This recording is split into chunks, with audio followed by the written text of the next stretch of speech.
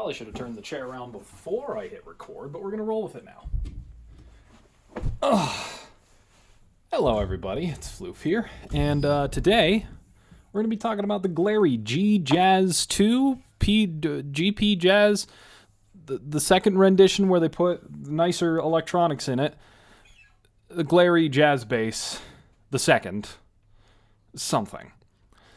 Anyway, it's not like any of that matters because I have a lot of opinions about this thing. As a matter of fact, I should get the iPad, because today we mean business. But for those of you who are watching and just want like a too long didn't watch kind of thing, because this video might extend on for a bit as I rant about capitalism and corporation and corporate suits ruining everything, allow me to just break it down in about 20 to 30 seconds here. This is corporate suit firewood, is what I would like to call it. Taking advantage of people who want to get into music but maybe don't have a lot of money, or have the money but aren't informed on what to get, don't want to look on the used market due to that lack of information, and it's up to us as people on YouTube to review and call out garbage like this, especially from a company as shitty as Glarry. Good? Alright, cool. Onwards with the review. Let's start off with what's actually good about this, okay? I'll see you on the other side.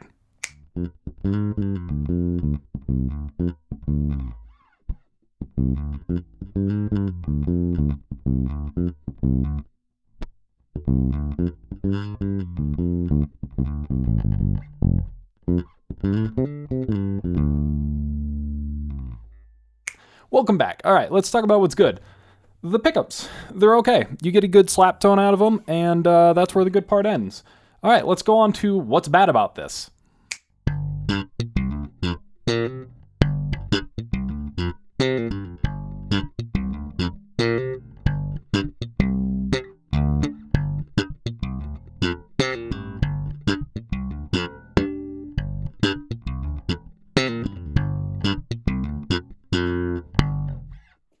You know we mean business today.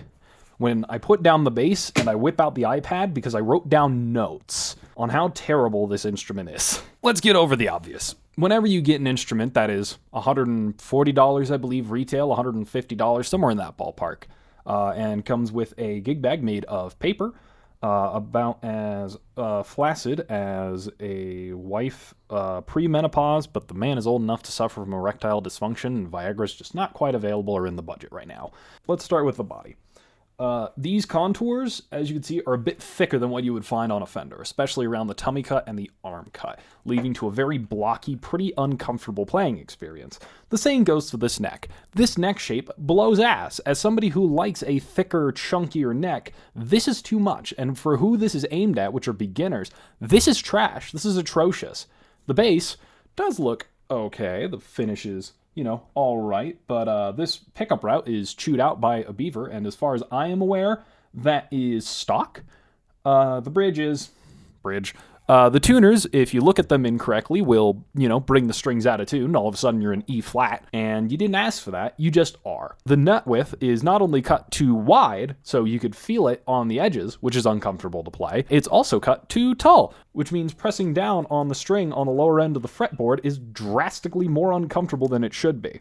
This is a poorly set up, cheaply made, cheap piece of shit that is built to take on like a beginner market.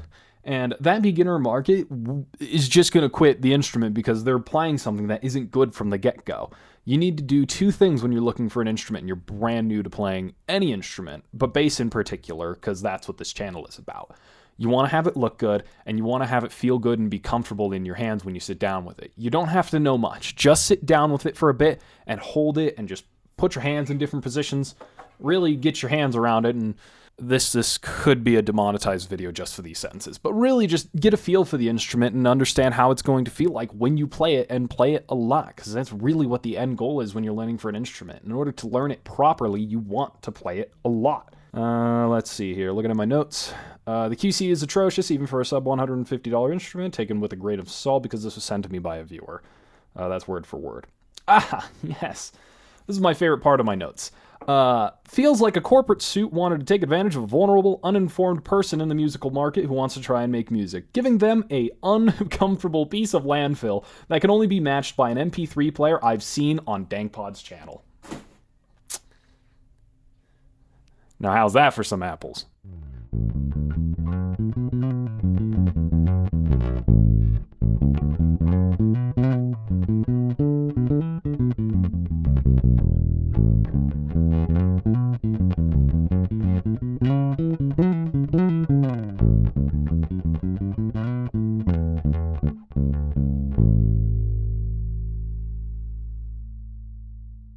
In conclusion, don't buy this. This thing sucks. The company is sketchy at best and doing something that I thought the lowest of the low people on Reddit would do at worst. This is just corporate money-making machine, plywood slapped together to be vaguely called an instrument. I don't even have a use for this anymore. I don't know if I even want to sell it. I honestly want to just throw it down a hill. Let me know in the comments if you want me to just like chuck this off of a mountain or something. Who knows? Because this thing is just not a good instrument by any stretch of the means.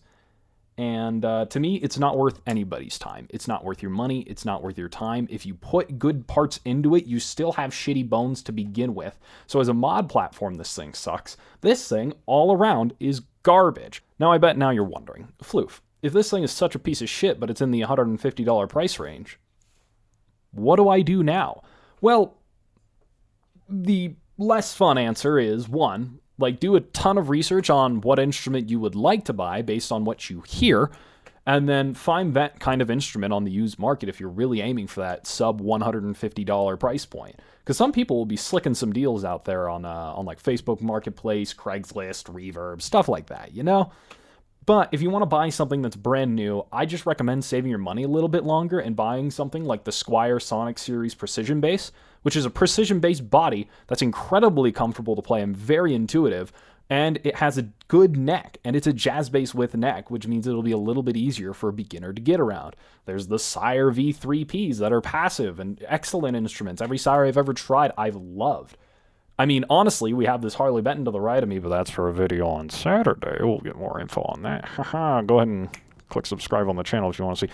Like, there's better options. I would even say that the Squier Bronco, the Squier Sonic Bronco, for $50 or $60 more, somewhere in that ballpark, shipped, you know, to your door, is a better value for your money than this piece of shit. Because at least that thing was like vaguely playable when I got it, and this thing is like 12 or 13 years old, and I still think it's one of the most fun instruments I have.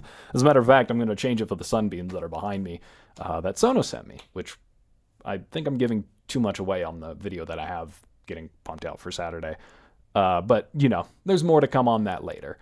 Overall, dude, this thing sucks, and no, don't support this company. I would like to see this thing be thrown into a fire. There is no saving it. Anyways, damn Glarry to hell. I'm stomping on it. Stomping on this piece of shit with my right foot. I have autism. Anyway, let me know in the comments what you think. I've heard some good things about Glarry. I think as a beginner-focused instrument, this thing is garbage. Let me know in the comments what you think. Like, subscribe, blah, blah, blah, blah, blah. YouTuber bullshit. My name is Floof the Bassist, and I'll see y'all later. Peace.